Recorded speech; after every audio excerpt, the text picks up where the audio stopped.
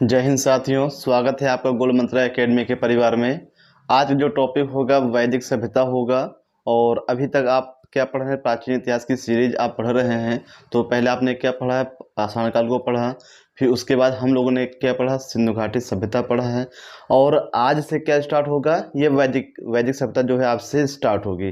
तो इतिहास को आपको जब पढ़ना है तो सीक्वेंस वाइज आप पढ़ेंगे, तभी आपको क्या है इस इतिहास जो है समझ में आएगा।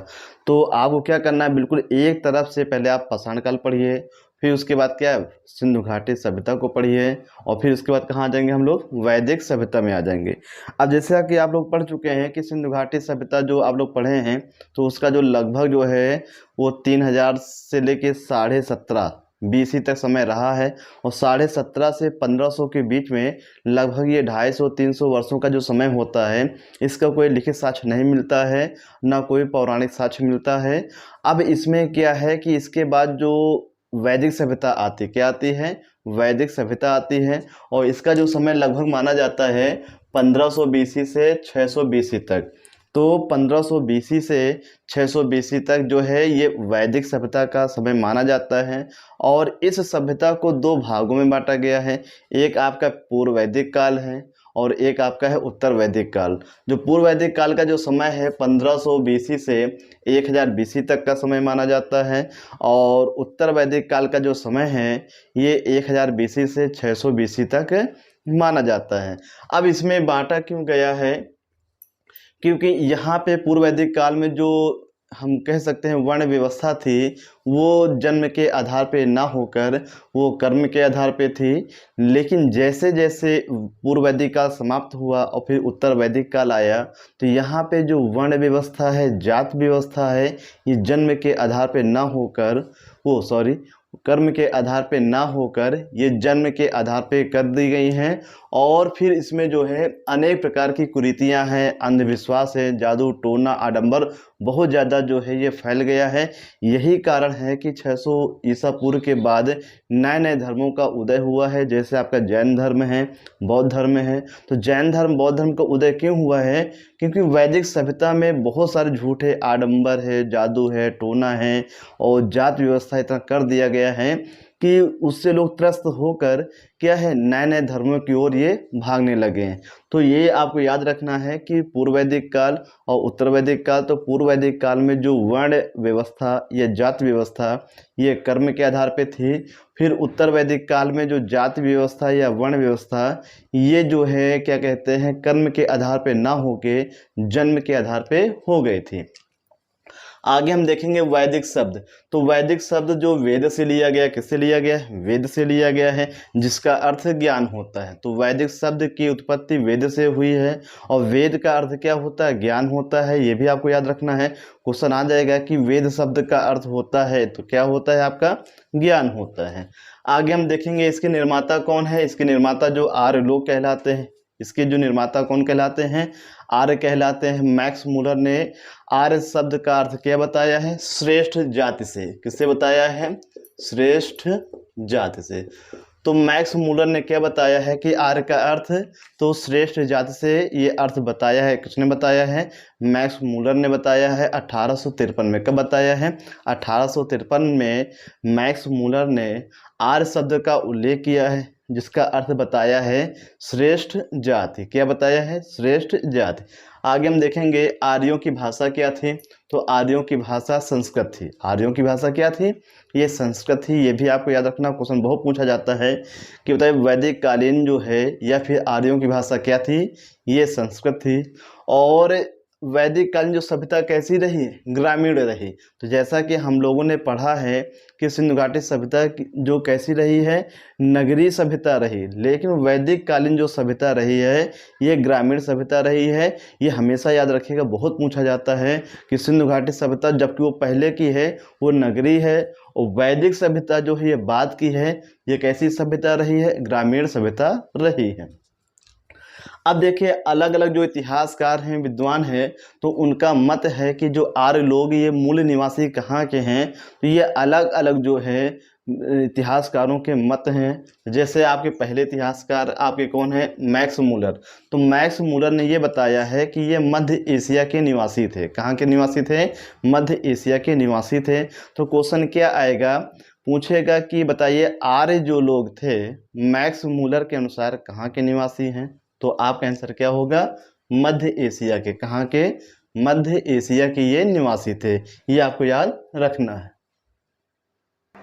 तो ये चीज़ आपको याद रखना है कि मैक्स मूलर के अनुसार आर्य निवासी ये मध्य एशिया के थे। इसको आपको याद रखना है। अब देखिए अगला पॉइंट क्या बनता है, डॉक्टर संपूर्णानंद क्या है आपके, डॉक्टर संपूर्णानंद ने ये बताया है कि आर्य लोग जो है ये आल्प्स पर्वत के रहे। कहाँ पे, आल्प्स पर्वत के रहे। तो मैक्स मूलर से देखिएगा मध्य एशिया, तो माँ से मैक्स मूलर और माँ से क्या हो जाएगा, मध्य एशिया हो जाएगा। और डॉक्टर संपूर्णानंद, तो संपूर्णानंद से हो जाएगा आल्प्स पर्वत। कहाँ से, आल्प्स पर्वत। तो डॉक्टर संपूर्णानंद के अनुसार आर्य लोग मूल निवासी कहाँ के थे, ये आल्प्स पर्वत के रहे। अब देखिए बाल गंगाधर तिलक ने क्या कहा, तो बाल गंगाधर तिलक ने क्या कहा है कि जो आर्य लोग थे ये कहाँ के थे, उत्तरी ध्रुव से आए हुए व्यक्ति हैं। कहाँ से आए हैं, ये उत्तरी ध्रुव से आए हुए क्या हैं, ये व्यक्ति हैं। और तिलक से भी काफ़ी क्वेश्चन बनते हैं। इन्हें लोकमान्य कहते हैं। क्या कहते हैं, लोकमान्य कहते हैं। इनका बहुत अच्छा कोटेशन है, स्वराज मेरा जन्मसिद्ध अधिकार है, मैं इसे लेकर रहूँगा। किसका कोटेशन है, ये तिलक का है। इन्होंने होम रूल लीग की स्थापना की सबसे पहले, और फिर इनको देकर इनका अनुकरण करके श्रीमती एनी बेसेंट ने भी होम रूल लीग की स्थापना की है। ये भी आपको याद रखना है। और तिलक जी ने राष्ट्रीय कांग्रेस के अधिवेशन में पहली बार जो है 1916 में भाग लिया है। ये अधिवेशन लखनऊ में हुआ है, जिसकी अध्यक्षता जो है अंबिका चरण मजूमदार ने की थी। और इसी अधिवेशन में जो आपके मुस्लिम लीग हैं और क्या कहते हैं नरम दल के जो नेता होते हैं भारत में, सभी आपस में मिल जाते हैं। कहाँ पे, 1916 में। तो तिलक से आपको याद रखना है इन्होंने क्या कहा, उत्तरी ध्रुव से। और इसके बाद आते हैं स्वामी दयानंद सरस्वती। तो स्वामी दयानंद सरस्वती ने क्या कहा है, इन्होंने कहा है कि जो आर्य लोग आए हैं ये तिब्बत से आए। कहाँ से आए हैं, ये तिब्बत से आए हैं। ये भी आपको याद रखना है। और एक लास्ट में और है प्रोफेसर पेका। तो प्रोफेसर जो पेका हैं, तो इन्होंने जो है बताया है कि आर्य लोग जो है ये जर्मनी से आए। कहाँ से आए हैं, जर्मनी से आए हैं। लेकिन जो मूल जो माना जाता है कि ये मैक्स मूलर का मत ही ज़्यादातर माना जाता है, और यही पेपर में सबसे ज़्यादा क्या है, ये पूछा जाता है। आगे हम देखेंगे कि जानकारी की स्रोत क्या क्या है। तो जानकारी के जो स्रोत हैं, साहित्यिक स्रोत भी हैं और पुरातात्विक स्रोत भी हैं। तो लेकिन जो हमारे पास हम लोग पढ़ेंगे वो सब क्या होंगे, आपके साहित्यिक स्रोत होंगे। तो पहले हम देखेंगे पुरातात्विक स्रोत। तो पुरातात्विक स्रोत में हम देखेंगे कि एक अभिलेख है, बोगाज-गोई अभिलेख है, और ये मध्य एशिया से प्राप्त हुआ। कहाँ से प्राप्त हुआ है, ये मध्य एशिया से प्राप्त हुआ है। और ये लगभग कहानी है 1400 BC की। कहाँ की कहानी है, 1400 BC की कहानी है, 1400 ईसा पूर्व। और इस अभिलेख में इंद्र देवता, वरुण देवता, मित्र देवता और नासत्य देवता का उल्लेख मिलता है। क्वेश्चन आएगा कि बोगाज-कोई अभिलेख का संबंध किससे है। तो आपको याद रखना है कि इसका संबंध जो है वैदिक सभ्यता से है। किससे है, वैदिक सभ्यता से है। और देखेंगे वैदिक काल का जो उल्लेख है ये गैरिक मृधभांड से मिलता है। और उत्तर वैदिक काल का जो क्या कहते हैं उल्लेख है, ये चित्रित धूसर मृधभांड से मिलता है। तो पूर्व वैदिक काल ये गैरिक मृधभांड से, और उत्तर वैदिक काल ये चित्रित धूसर मृधभांड से मिलता है। इतना आपको याद रखना है। अब इसके बाद आएंगे हम लोग साहित्यिक स्रोत में। कहाँ आएंगे, साहित्यिक स्रोत में। तो आगे हम देखेंगे साहित्यिक स्रोत के बारे में देखेंगे। और साहित्यिक स्रोत को पढ़ने के लिए आपको ये जानना है कि इनमें से आपको 4 वेद पढ़ना है, ऋग्वेद, यजुर्वेद, सामवेद और अथर्ववेद। तो यहीं से जो वैदिक सभ्यता से सबसे ज़्यादा जो आपके क्वेश्चन पूछे जाते हैं, पहला आपका ऋग्वेद है, दूसरा यजुर्वेद है, तीसरा सामवेद है, चौथा अथर्ववेद है।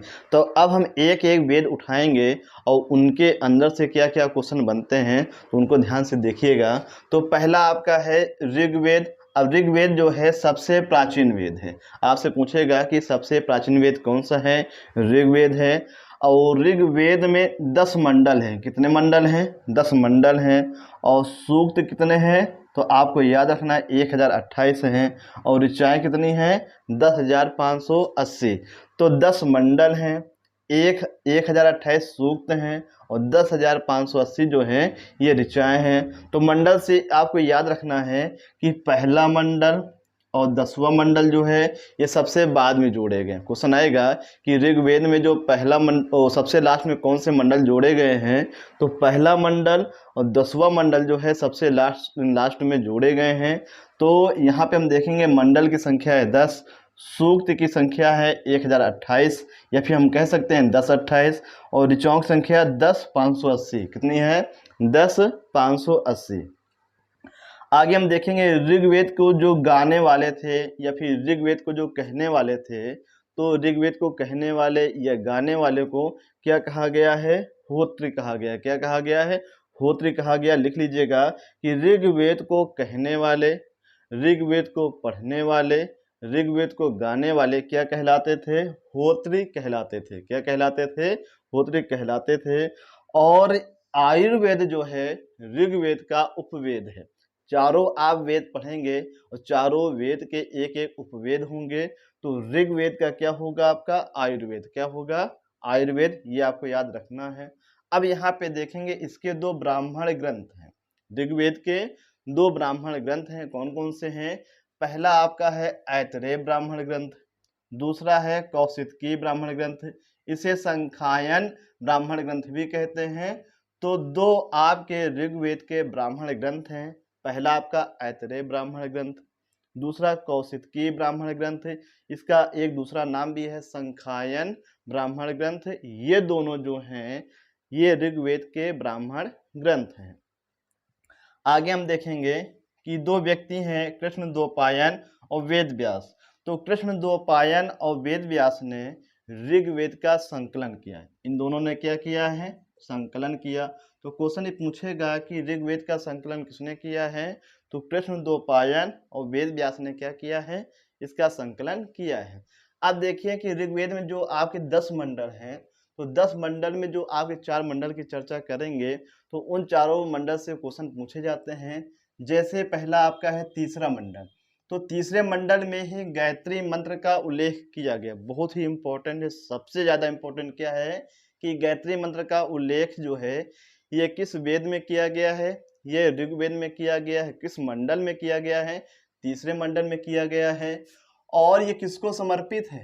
ये सूर्य देवता सावित्री को समर्पित है। यह सूर्य देवता जो है सावित्री को समर्पित है। और गायत्री मंत्र के जो राइटर हैं वो कौन है? आपके विश्वामित्र हैं। कौन है आपके? विश्वामित्र। तो विश्वामित्र जो है गायत्री मंत्र के रचयिता हैं। ये भी आपको याद रखना है। किसको समर्पित है? ये सूर्य देवता सावित्री को समर्पित है। ये किस मंडल में है? 10वें मंडल में है। किस वेद में है? ये ऋग्वेद में है। ये 4-5 पॉइंट आपके बनते हैं और यही क्वेश्चन जो है सबसे महत्वपूर्ण है। आगे हम देखेंगे 7वां मंडल। तो 7वें मंडल में 10 राग युद्ध की जानकारी हमको मिलती है। 10 राग युद्ध की जानकारी ऋग्वेद के किस मंडल से मिलती है? तो आपको याद रखना है 7वें मंडल से। किस मंडल से? 7वें मंडल से। और ये युद्ध जो है रावी नदी के तट पे हुआ था। रावी नदी के तट पे। तो रावी नदी के तट पे 10 राग युद्ध जो हुआ था और इसकी जानकारी हमें ऋग्वेद के 7वें मंडल से प्राप्त होती है। आगे हम देखते हैं 9वां मंडल। और 9वें मंडल में सोम देवता का उल्लेख है। सोम देवता का उल्लेख किस मंडल में है? तो आपको याद रखना है 9वें मंडल में है। और 10वें मंडल में जो है वर्ण व्यवस्था या जाति व्यवस्था का उल्लेख किया गया है। तो वर्ण व्यवस्था और जाति व्यवस्था का उल्लेख ऋग्वेद के किस मंडल में किया गया है? ये 10वें मंडल में किया गया है। इसको आपको याद रखना है। ये आपके 4 मंडल हैं और इन चारों में सबसे महत्वपूर्ण कौन सा है? तीसरा मंडल है। कौन सा है? तीसरा मंडल। और इसी मंडल में आपका जो है गायत्री मंत्र ये लिखा हुआ है। किसने लिखा है? ये विश्वामित्र ने लिखा है। किसको समर्पित है? सूर्य देवता सावित्री को समर्पित है। आगे हम चलेंगे। दूसरा आपका वेद है यजुर्वेद। तो पहला आपका वेद हो गया सामवेद। अब इसके बाद हम चर्चा करेंगे यजुर्वेद की। किसकी? यजुर्वेद की। तो यजुर्वेद को हम कहते हैं कर्मकांडी वेद कहते हैं। क्या कहते हैं? कर्मकांडी वेद कहते हैं। पूछा जाएगा आपसे कि किस वेद को कर्मकांडी वेद कहा जाता है, तो आपका आंसर क्या होगा? यजुर्वेद। तो यजुर्वेद को कर्मकांडी वेद कहा जाता है और यह एकमात्र ऐसा वेद है जो चंपू शैली में है। यह एकमात्र ऐसा वेद है जो चंपू शैली में है। और चंपू शैली का मतलब ये होता है एक ऐसी किताब, एक ऐसा ग्रंथ जो गद्य और पद्य दोनों में, जब किसी ग्रंथ में, जब किसी किताब में गद्य और पद्य को मिक्स कर दिया जाता है तो उस शैली को कहा जाता है चंपू शैली। तो यजुर्वेद किस शैली में है? चंपू शैली में है। अब देखेंगे यजुर्वेद का जो अध्ययन करने वाले या फिर इसको कहने वाले या फिर इसको पढ़ने वाले क्या कहलाते थे? अधवर्ग कहलाते थे। क्या कहलाते थे? अधवर्ग कहलाते थे। ये यजुर्वेद को पढ़ने वाले या कहने वाले।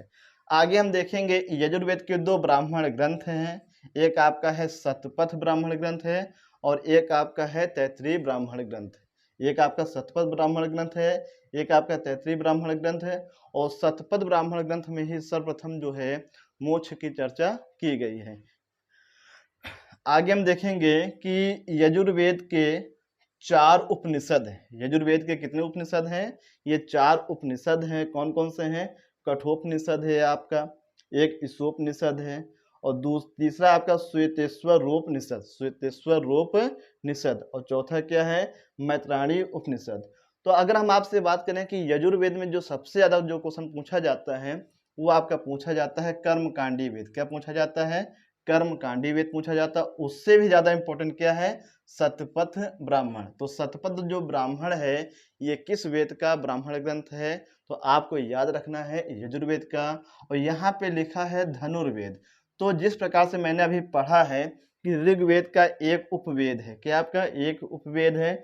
कौन सा है? आयुर्वेद। ठीक उसी प्रकार यजुर्वेद का भी एक उपवेद है। कौन सा वेद है? धनुर्वेद। तो ऋग्वेद का उपवेद आयुर्वेद हो गया है, यजुर्वेद का उपवेद धनुर्वेद हो गया है। तो आपका कंप्लीट होता है ऋग्वेद और यजुर्वेद। अब हम आते हैं सामवेद में आते हैं। कहाँ पे आते हैं?